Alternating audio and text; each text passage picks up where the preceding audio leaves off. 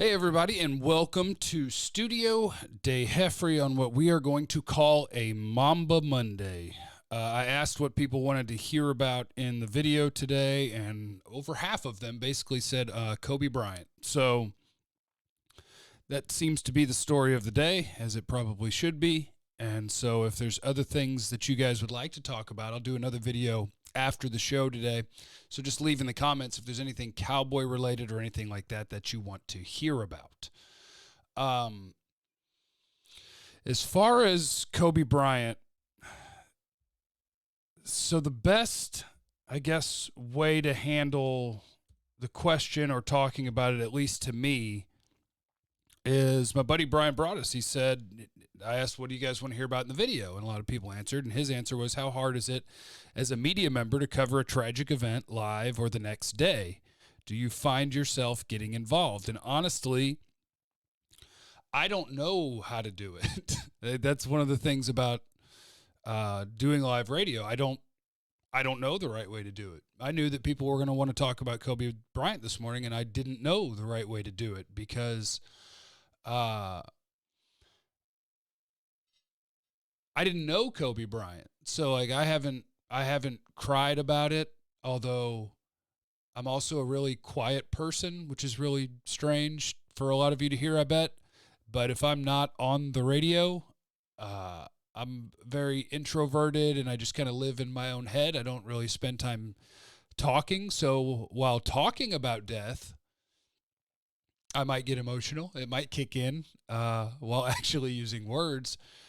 But I don't think there is a right or wrong way to cover a tragedy. I think you just stay true to whatever it is that you're thinking or feeling about things. And I can talk about the things that I admire about Kobe Bryant, and I can talk about how unfair it feels that you have 13-year-olds who have their whole lives in front of them, that, you know, at least Kobe got to go create a legacy. At least Kobe got to go be Kobe Bryant. And the thing that I admire about Kobe the most is probably things that I learn after the fact, really. It's that, I'm going to go this route with it.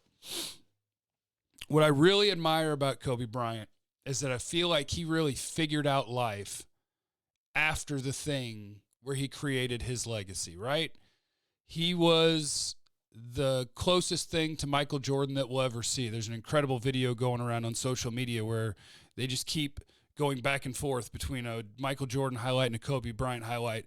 And if you switch the jerseys, you'd have no idea. They look the exact same. So he had the talent and he had the drive to look at the best player to ever do it and say, well, I'll just do it like that, right? That's the best player ever. Why would you try anything different? I'm just going to do that. And he could do it because that's how talented he was and that's how hard he worked. But I feel like he figured out life after basketball.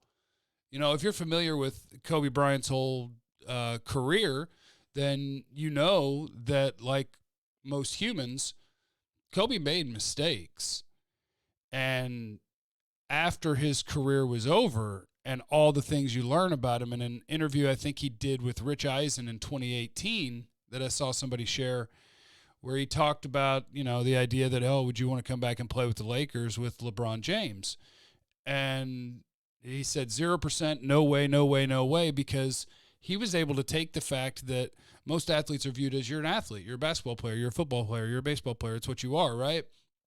That kind of defines who you are. My buddy Mike Bassick, who I work with, talks about how that's such a challenge for athletes, where it's like, okay, but once you're not in the league anymore, whether you're not good enough or you decide it's time to hang it up, now what? That's what you are. He's Kobe Bryant. He's a Laker. He's a basketball player. He's a Hall of Famer. He's one of the best to ever do it. That's what you are. That's who you are.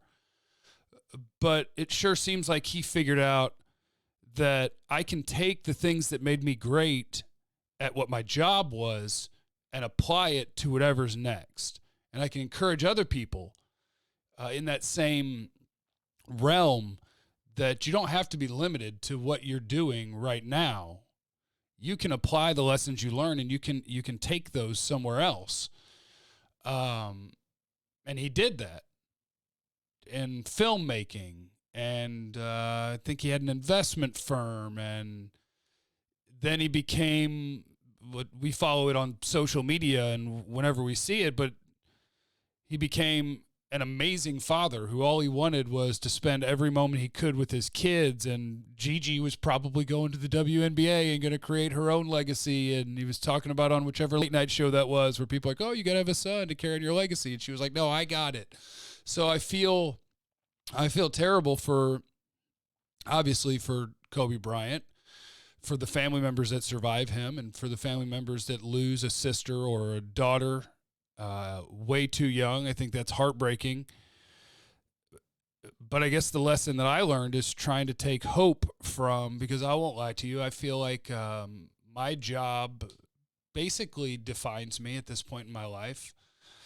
I wake up, I make a video, I get ready to do a radio show, I go in, I do the radio show. When I get home, it's dark outside, I make dinner, and it's basically time for bed. Like, that's, my job is kind of who I am. But watching Kobe Bryant makes you realize, well, no, you can take lessons that make you good at your job and figure out where to apply that, and who are you? Who are you actually? And not let that define you, because that's something, I'll be honest, I've been struggling with lately, is I feel like my job does define me. I'm Jeff Kavanaugh, 105.3 The Fan. I study the Cowboys in the NFL draft, and I broadcast. And I know this is going to be rambling. I'm just talking about my life now. So if you're not here for that, sorry. But like, I struggle in the mornings and at night with depression. I've also got anxiety, which is fun, although that one hasn't been so bad lately, more the depression. And trying to figure those things out and how to beat those things is a really, really big challenge.